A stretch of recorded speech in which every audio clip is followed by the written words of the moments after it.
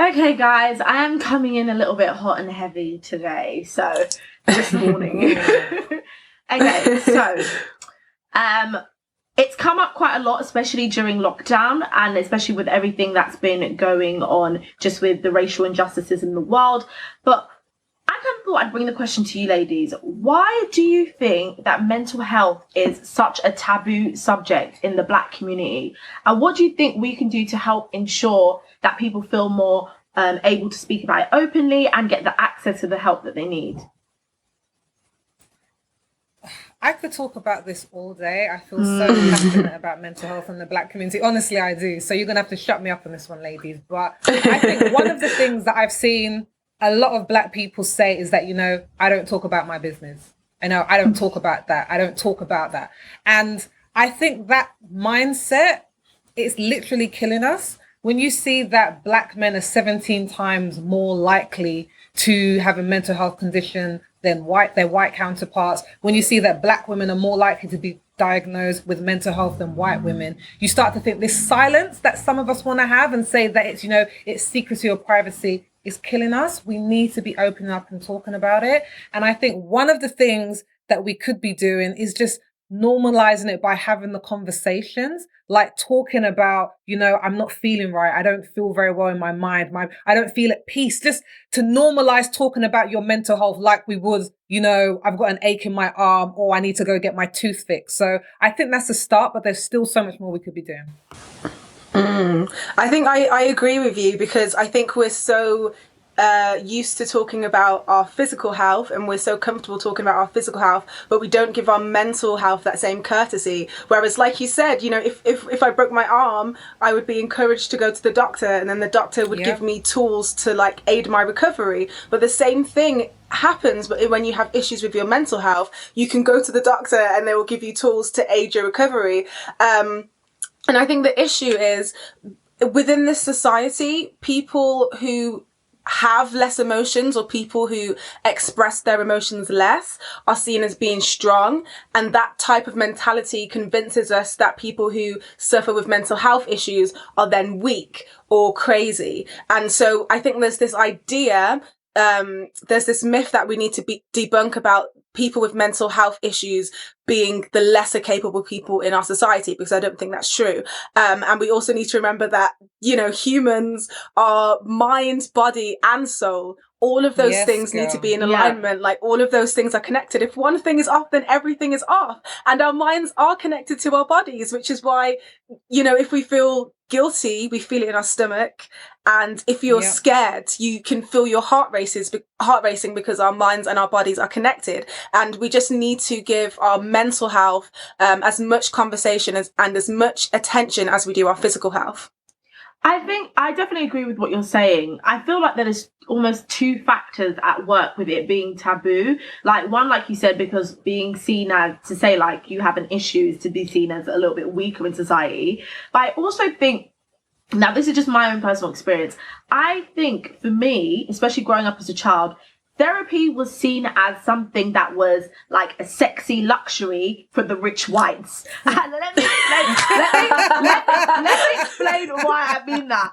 When my first introduction to therapy, I remember I was a child and I was watching Girlfriends, that was a show, and Joan had started going to therapy for the issues that she was having with her best friend Tony, and her hair was falling out, blah, blah, blah. And she came back and she was saying to her friends, oh guys, I've been at therapy, and their responses, of course this is scripted, but their responses were like, oh, we don't do that, we're Black and we're white, blah blah. They'd made Joan to be really crazy, the idea that she's going to therapy because she's having this emotional problem.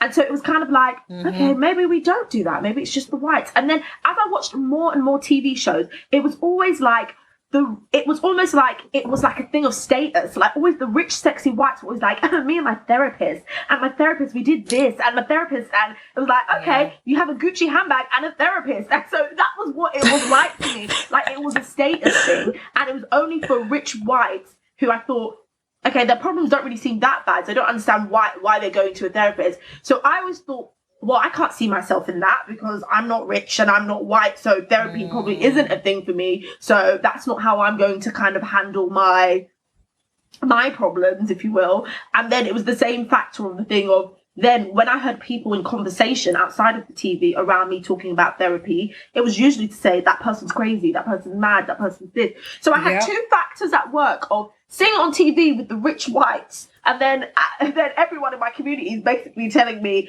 that, okay, if you go to therapy, you're crazy. So it was those two factors at play made me think, okay, then why would I need therapy? So I guess I was one of the people in the beginning, especially when I was younger, not understanding why people went to therapy, didn't really think it was something that worked or that helped for people. And I had to grow up and understand, not that it's the same, but similar. I took psychology at A level and just started to understand how the mind works and how it can be, not healthy and that kind of thing. And so that was when my eyes opened. But that my eyes opened because I got access to the knowledge to understand it. And I think some people in the Black community either don't have the access to that information or they choose not to access it. So that it's kind of like, that person's crazy. Like, therapy is just so to them.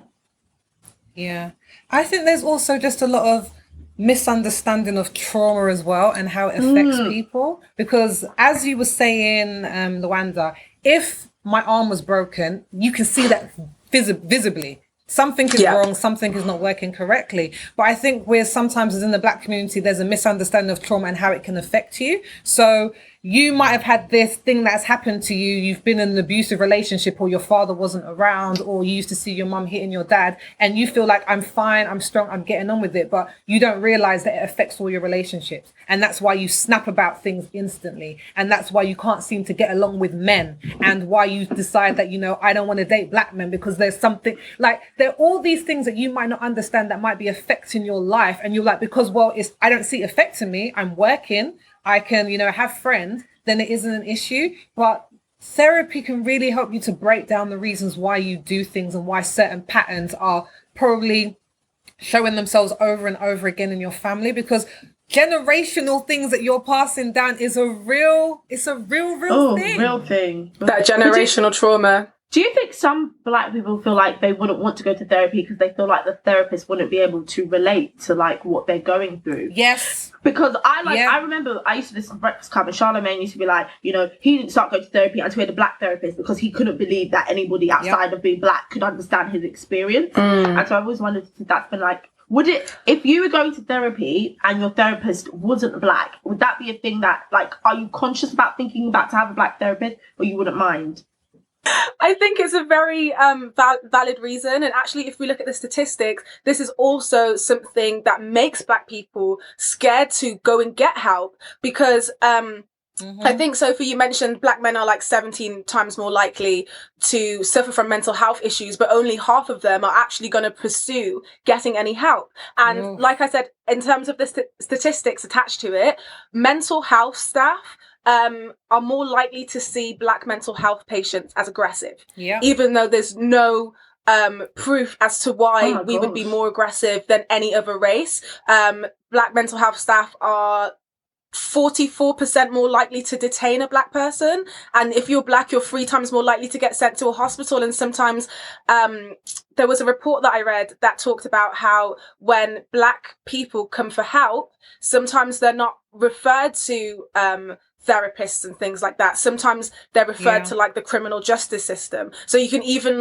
get yourself into a really, really bad situation. And these things are petrifying. I mean, there was a woman, and I don't want to get her story wrong, but her name is Sarah Reed, so everyone else can research it themselves. But there was a woman who actually her baby died, and she suffered from mental health issues since that day because she had to take the baby's dead body herself, which should have never have happened. Oh my gosh. And there was an episode that she was having a couple of years later, and she essentially died in the custody of people who should have been helping her because she was treated like a criminal and not a mental health patient. So I understand completely people's reservations when they want to actually help themselves, but they're like, am I going to just get myself worse off than I started? Yeah, and I think that's why, if you can, like, I know we're talking about solutions as well, but if you can, like, try and get a Black therapist or someone who is from a cultural background, because they will be able to understand certain things without you having to go in depth. Like, I've had therapy before, and I'm very proud to have had therapy and to have been able to talk about things that were going on in my life and affecting the way that I was dealing with things.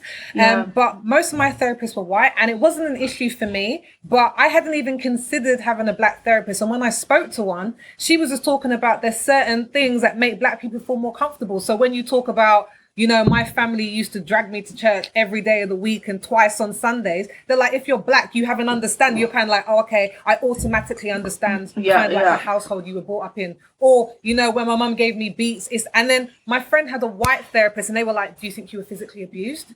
Do you think we need to talk about that? And she was just like, I don't want to laugh. No. They were like, I know, me too. Me too. With your mum? She was just like, yeah, she was just like, no, I respect my mum for it. I understand it. And just things like that you don't need to over talk. And if you can't get a black therapist, then we need to be giving racial sensitivity training to white therapists, because they still make up the massive majority. And if they don't know how to speak to anyone apart from their own culture, like, that's not a luxury that we get as black people. We know how to speak to people from our culture, from white culture, from other, like, we know how to do this. It's because we have to learn to be relatable. We have to learn to take everybody else's experiences and relate it into ours, which is the most craziest thing for me, that everybody else doesn't have it. And just what you were saying, Sophie, just to touch on that, I was reading, and I think maybe it was an article I saw in Helpline, and they were basically saying that black men, I can't remember the percentage, so I can't quote you the exact number, are more likely to be misdiagnosed or overdiagnosed with schizophrenia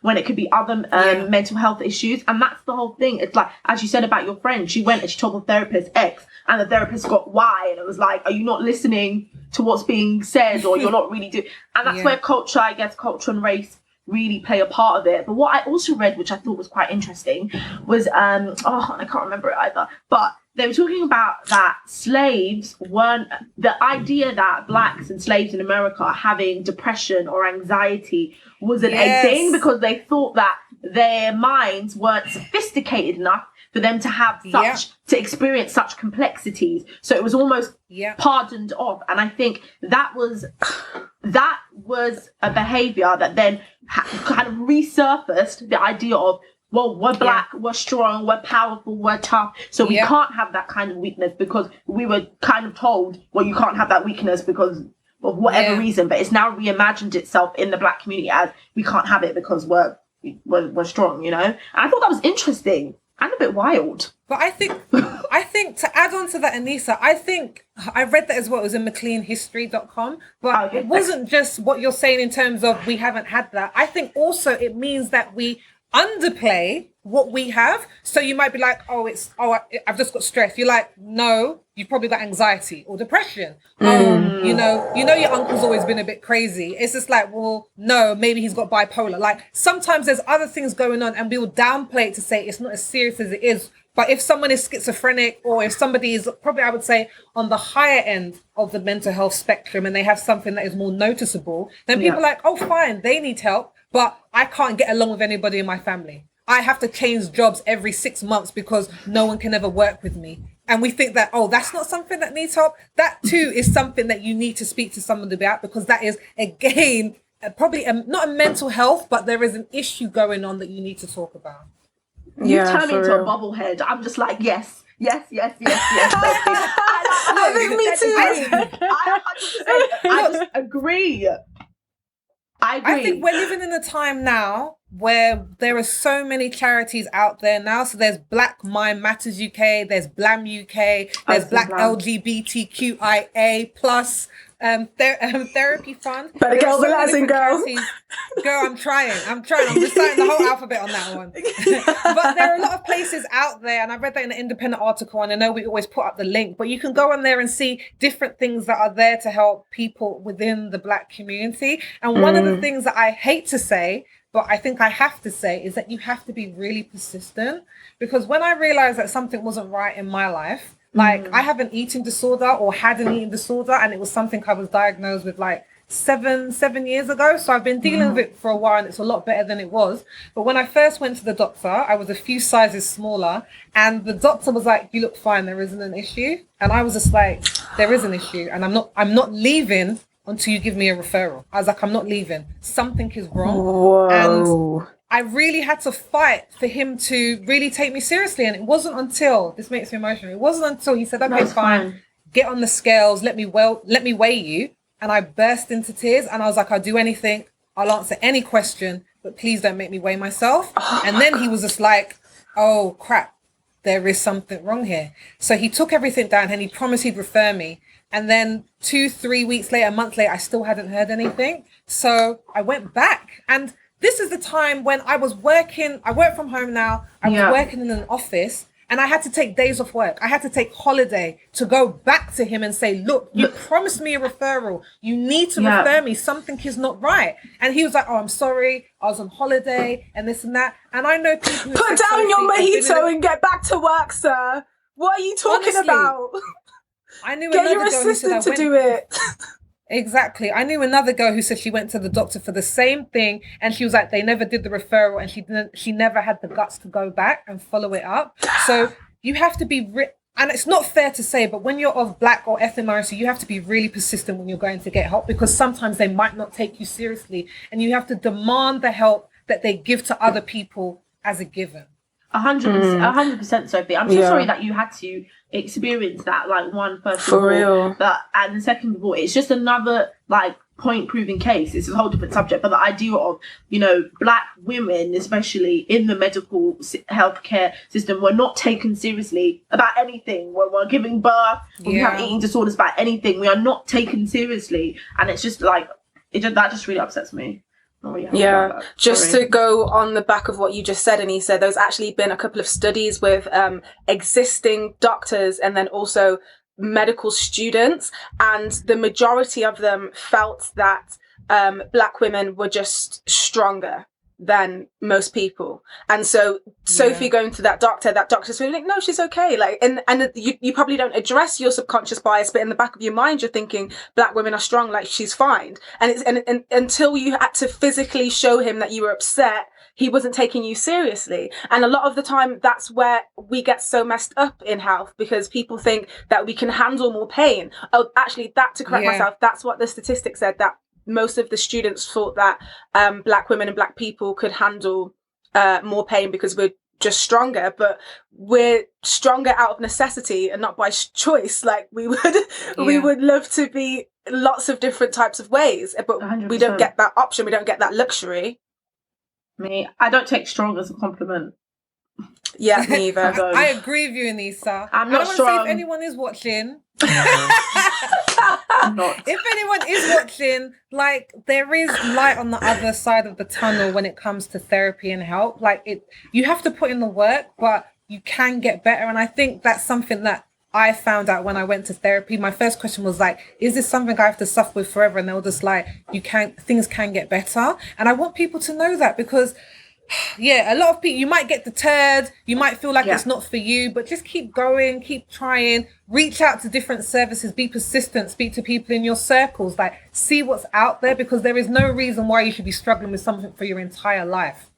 Yeah, and white people don't. We shouldn't either. Yeah, exactly. I just want to add on to what Sophie's saying as well. I can only speak for kind of what I'm seeing, but what I've been seeing lately within the last year is like, especially on social media, with young Blacks, especially in England, that they are really making an effort to take in consideration to mental health, and it's a topic, it's a conversation that people are now talking about compared to the older generation and our parents. So I'm really proud that this is something that we're speaking about. So yeah.